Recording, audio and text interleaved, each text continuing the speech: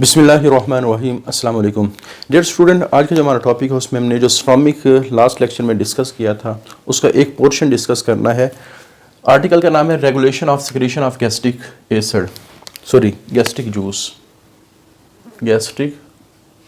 Juice.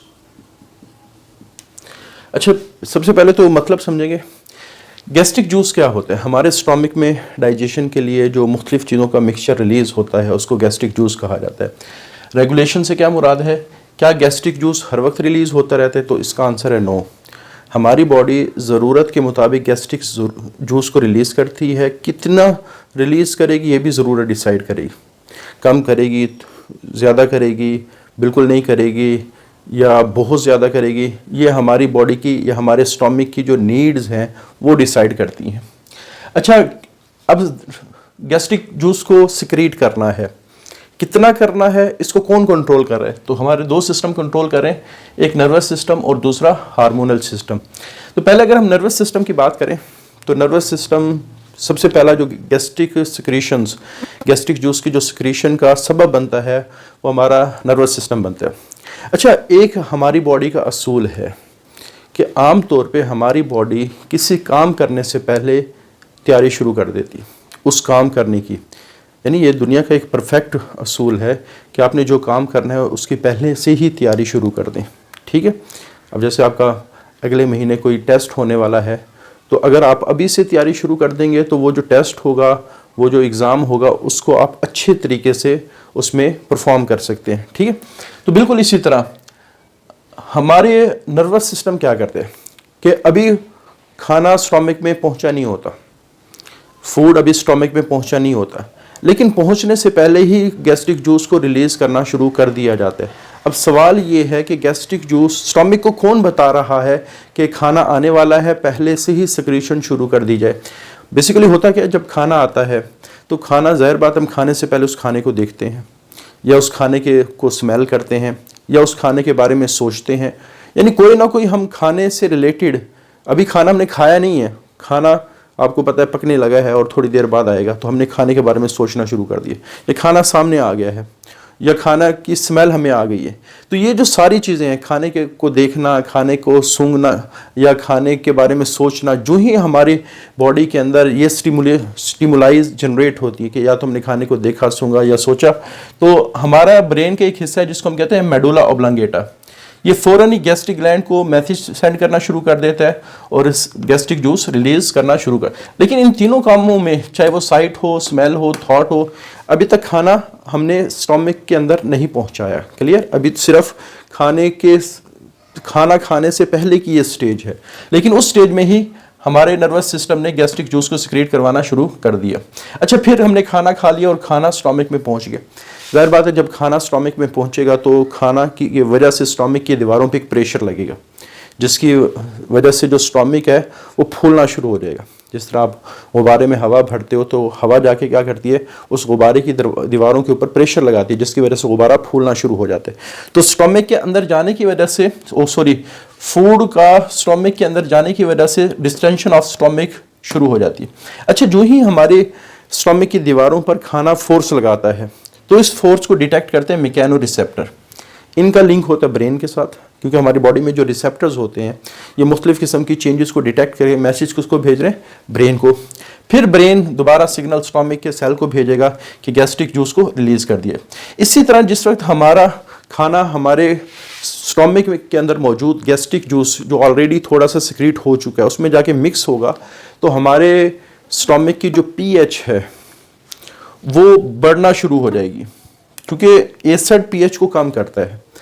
और जब acid के अंदर कोई चीज़ मिक्स की जाती है तो एसिड की जो एसिडिटी है वो कम हो जाती है। यानी आप समझ लें, एक HCl है कंसनट्रेटेड खालिस शक्ल में, और उसमें आप पानी मिला दें तो उसकी जो एसिडिक पावर है वो क्या हो जाएगी, कम हो जाएगी।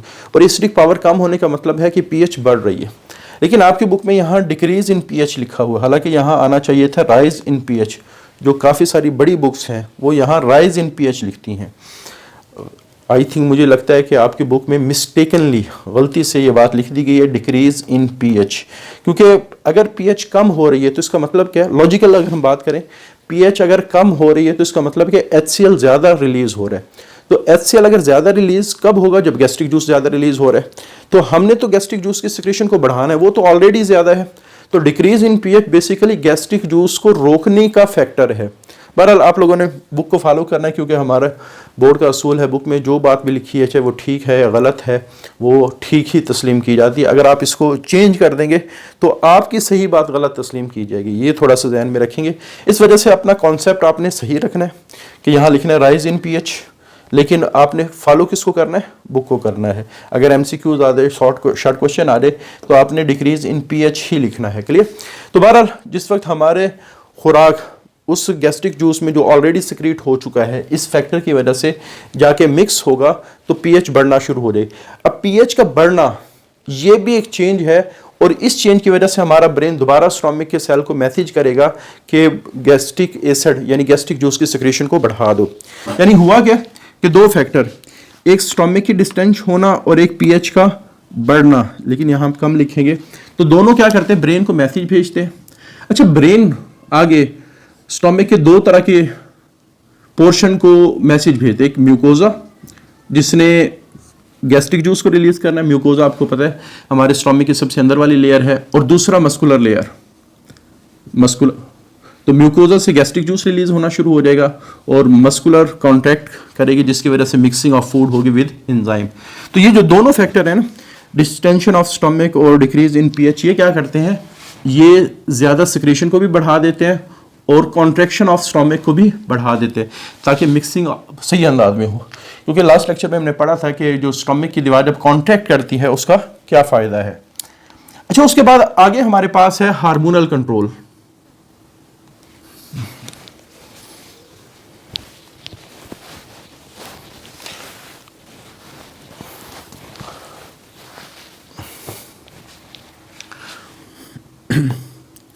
तो हार्मोनल कंट्रोल में क्या होता है? देखो, अभी हमने बात की कि खाने से पहले हमारा जो नर्वस सिस्टम है वो साइट, स्मेल और थॉट की बुनियाद पे गैस्ट्रिक सिक्रेशन को बढ़ा देते हैं। फिर हमने बात की कि जब खाना स्टोमक में चला जाता है तो स्टोमक की दीवारों के ऊपर जो फोर्स लगती है या पीएच के अंदर जो चेंज आती है, ये जो चेंज का आना है ये गैस्ट्रिक सिक्रेशन को बढ़ा देता है और स्टोमक की जो दीवार है वो कॉन्ट्रैक्ट। लेकिन जब खाना मैदे में चला गया, वो किस क्वालिटी का है, उसमें क्या चीज़ है, उसमें फैट्स हैं, उसमें कार्बोहाइड्रेट है, उसमें प्रोटीन्स हैं।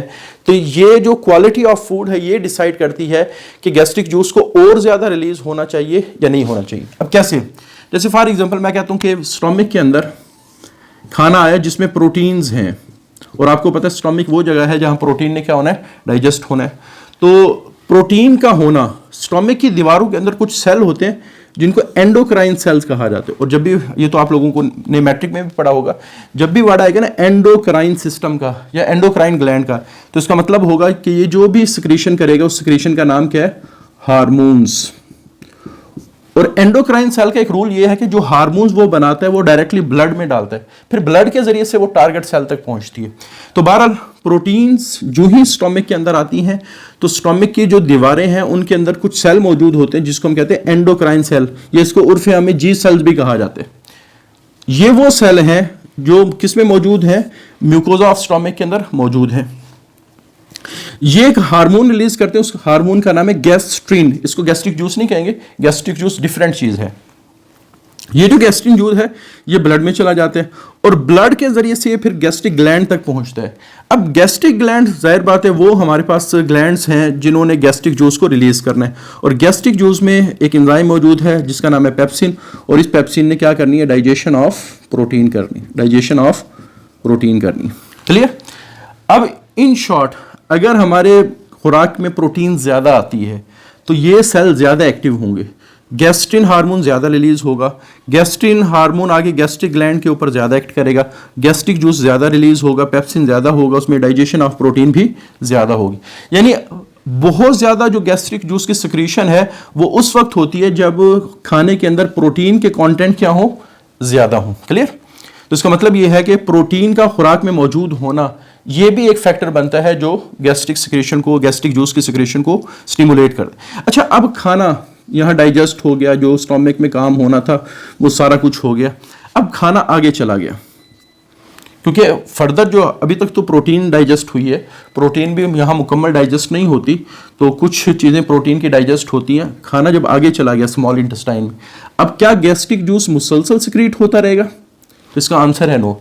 जो ही खाना आगे की तरफ जाता है तो स्टोमिक के कुछ सेल हैं वो एक हार्मोन बनाना शुरू कर देते हैं जिसका नाम है सोमास्टेटिन। ये सोमास्टेटिन गैस्ट्रिक जूस की सिक्रीशन को इनहिबिट करता है, और गैस्ट्रिक जूस में खास तौर पे वो सेल जिनको हमने पेराइटल सेल कहा था, पेराइटल सेल्स कहा था, और ये वो सेल हैं जो HCl को रिलीज करते हैं, ये इनको इनहिबिट करते हैं। अच्छा, ये तो एक फंक्शन है जो आपकी बुक में लिखा हुआ है। इसके अलावा ये गैस्ट्रिन की रिलीज को भी इनहिबिट करता है। तो आपको पता है गैस्ट्रिन का ताल्लुक गैस्ट्रिक जूस की सिक्रीशन के साथ है, तो ओवरऑल गैस्ट्रिक जूस भी सिक्रीट होना शुरू हो जाता है। तो इन शॉर्ट, तो इसकी वजह से जो गैस्ट्रिक जूस की सिक्रीशन है वो कम होना शुरू हो गई। अच्छा, एक और भी चीज़ है जो आगे मेंशन की गई है कि जब हमारा स्टोमिक से खुराक स्मॉल इंटेस्टाइन में जाती है, खुराक होती है एसिडिक। जो ही एसिडिक खुराक स्मॉल इंटेस्टाइन में पहुंचती है तो इससे एक हार्मोन रिलीज होता है जिसका नाम है सिक्रीटिन हार्मोन।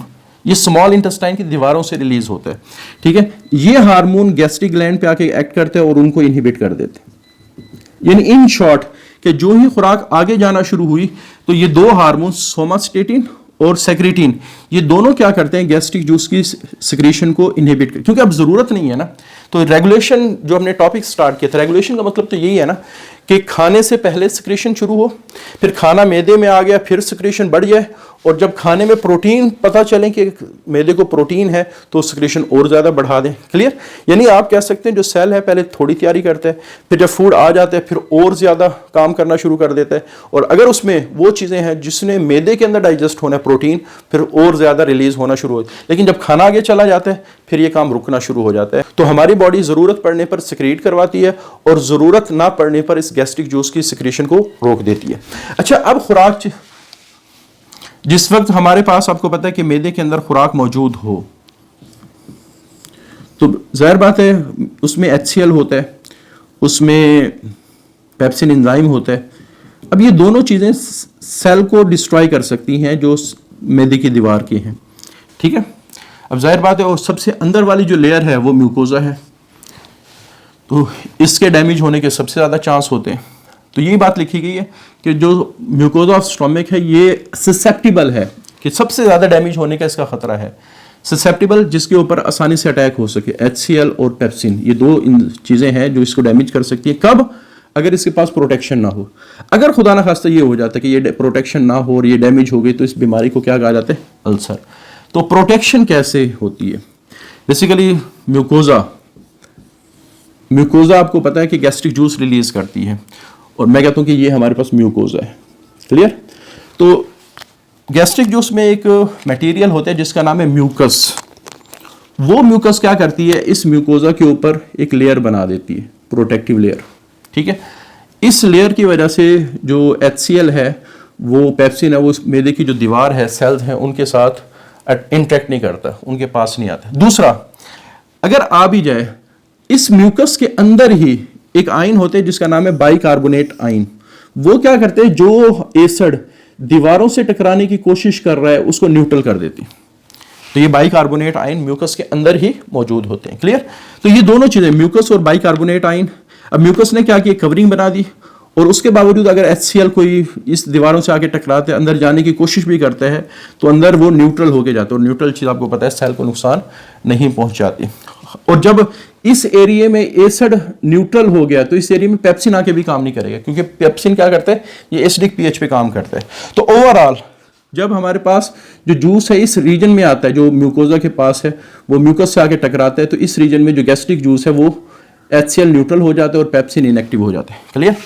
अच्छा, अगला पोर्शन हमारे पास, जब खुराक यहाँ आगे उसके साथ जो कुछ होना है वो हो जाता है, जब वो खुराक आगे चली जाती है तो अगला पोर्शन हमारे पास स्मॉल इंटेस्टाइन। इसका बस जस्ट एक पॉइंट है जो हम डिस्कस करेंगे। ये एलिमेंट्री कैनाल का सबसे बड़ा हिस्सा है और इसका साइज डायमीटर 2 से 3 है सेंटीमीटर, बिल्कुल छोटा सा डायमीटर है, लेकिन इसकी लेंथ 6 मीटर है ऑलमोस्ट। ये तकरीबन 21 फीट तक ऑलमोस्ट बनती है, 20-21 फीट तक ये बनती है। और अब देखें 20-21 फुट वाली चीज़ हमारे छोटे से स्टोमिक के अंदर स्टोर होती है।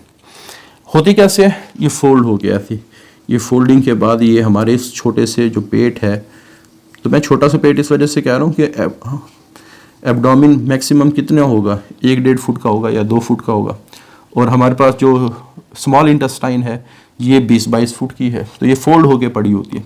अच्छा, ये जो स्मॉल इंटेस्टाइन है ये वो जगह है जहाँ फूड मुकम्मल तौर पे डाइजेस्ट होगी, क्योंकि ओरल कैविटी में कार्बोहाइड्रेट डाइजेस्ट हुए, वो पार्शली डाइजेस्ट हुए, स्टोमक में प्रोटीन डाइजेस्ट हुई, वो भी पार्शली डाइजेस्ट हुई, लिपिड अभी कहीं डाइजेस्ट नहीं हुए। तो स्मॉल इंटेस्टाइन ये वो जगह है जहाँ खुराक सारी की सारी डाइजेस्ट होगी, ठीक है, ये आखिरी जगह है। इसके बाद आती है लार्ज इंटेस्टाइन, वहाँ कोई डाइजेशन नहीं होती। अच्छा, सिर्फ यहाँ खुराक डाइजेस्ट नहीं होती, बल्कि क्या होता है कि खुराक यहाँ से ब्लड में भी जाती है। किस में जाती है? और खुराक का ब्लड में जाना क्या कहलाते हैं? एब्जॉर्प्शन ऑफ फूड कहलाते हैं। अच्छा, ब्लड में 2 तरह से जा सकती है, एक तो डायरेक्टली डाइजेस्टिव सिस्टम से ब्लड में जा सकती है, और बाज़ दफ़ा लिम्फेटिक सिस्टम के थ्रू ब्लड में जा रही होती है। इसको हम आगे डिस्कस करेंगे भी सही कि लिम्फेटिक सिस्टम होता क्या है, ठीक है, ये किस तरह काम करता है, इसके बारे में थोड़ा सा आप लोगों ने रिसर्च भी करनी है। वैसे तो आप लोगों ने मैट्रिक में पढ़ा हुआ है, हमारी बॉडी में ना 2 किस्म की नालियाँ हैं, एक में ब्लड मूव कर रहा है, उसको हम कहते हैं ब्लड वेस्कुलर सिस्टम, एक में लिम्फ मूव कर रही है, ख़ास किस्म का फ्लूइड होता है। ये फ्लूइड कैसे बनता है इसको हम बाद में डिस्कस करेंगे जब ये, बल्कि इससे आप ये समझ लें कि स्मॉल इंटेस्टाइन के 2 पोर्शन हैं जो हमने टॉपिक पढ़ना है। पहले पोर्शन में हमने ये वाला पॉइंट डिस्कस करना है, और अगले पोर्शन में ये वाला पॉइंट डिस्कस करना है, और इसी पोर्शन में हम लिम्फ के बारे में डिस्कस करेंगे कि लिम्फ क्या है, लिम्फेटिक सिस्टम क्या है।